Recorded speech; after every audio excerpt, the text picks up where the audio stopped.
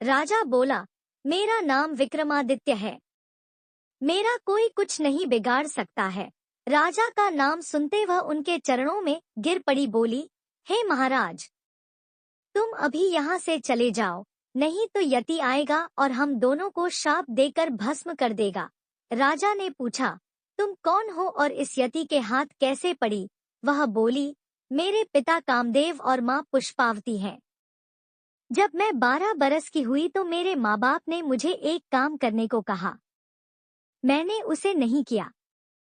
इस पर उन्होंने गुस्सा होकर मुझे इस यति को दे डाला। वह मुझे यहाँ ले आया और बंदरिया बना कर रखा है। सच है, भाग्य के लिखे को कोई नहीं मिटा सकता। राजा ने कहा, मैं तुम्हें साथ ले चलूंगा। इतना कहकर उसने दूसरे कुएं का पानी छिड़क कर उसे फिर बंदरिया बना दिया। अगले दिन वह यति आया। जब उसने बंदरिया को स्त्री बना लिया तो वह बोली, मुझे कुछ प्रसाद दो। यति ने एक कमल का फूल दिया और कहा, यह कभी कुम्हलाएगा नहीं और रोज एक लाल रत्न देगा। इसे संभाल कर रखना। यति के जाने पर राजा ने बंदरिया को स्त्री बना लिया। फिर अपने वीर बेतालों को बुलाया। वे आए और तख्त पर बिठाकर उन दोनों को ले चले। रास्ते में यति का दिया लाल रत्न उगलने वाला फूल राजा ने एक सुंदर खेलते हुए बालक को दे दिया। बालक फूल लेकर घर चला गया। राजा स्त्री को साथ लेकर अपने महल में आ गए। अगले दिन कमल में एक लाल रत्न निकला।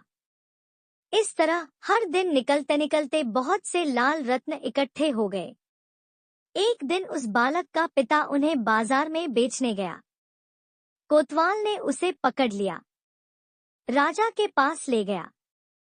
लड़के के बाप ने राजा को सब हाल ठीक ठीक कह सुनाया और बताया कि उसे नहीं पता यह फूल बालक के पास कहाँ से आया, लेकिन हर दिन इसमें से रत्न निकलता है।